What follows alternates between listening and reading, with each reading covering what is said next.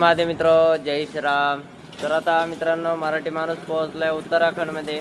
उत्तराखंडमध्ये आपण काल जवळजवळ 4 वाजता बॉर्डर क्रॉस करून आपण पुढे आलेलो आहे. तर हे शेदली या गावामध्ये रात्री आपण थांबलो होतो.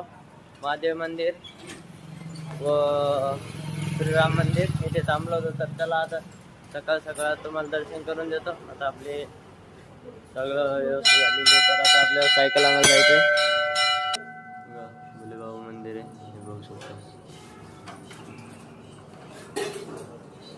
हे आपले सर्वांचे लाडके बजरंगबली माता राणी मंदिर आहे. तर बघू शकता हे बघा रोड टच मंदिर आहे मित्रांनो, महादेव मंदिर आहे. तर आपण आता इथं वर झोपलो होतो रात्री.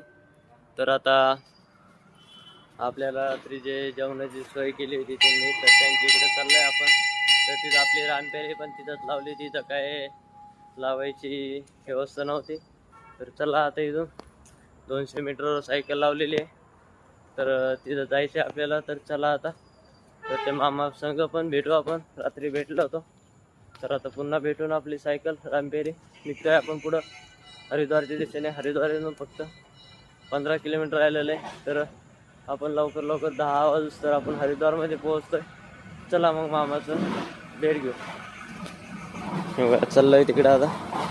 आपण रात्री मामाची तिथं सायकल लावली होती. तर आता त्यांनी आपल्याला नाश्ता पण दिलेला आहे पॅक करून पुढं खाण्यासाठी. तर हे बघू शकता त्यांचं दिवे बनायचं दुकान आहे कुंभाराचे.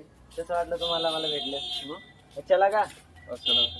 तर मित्रांनो आता आपण त्यांनी आता रात्री आपल्याला जेवणाची पण व्यवस्था केली होती. आता आपल्याला नाश्त्याचं पण पॅक करून दिलेलं आहे. तर चला आता निघतो हरिद्वारला. हरिद्वार इथून फक्त आता 14 किलोमीटर आहे. तर लवकरच पोहोचतोय. चला.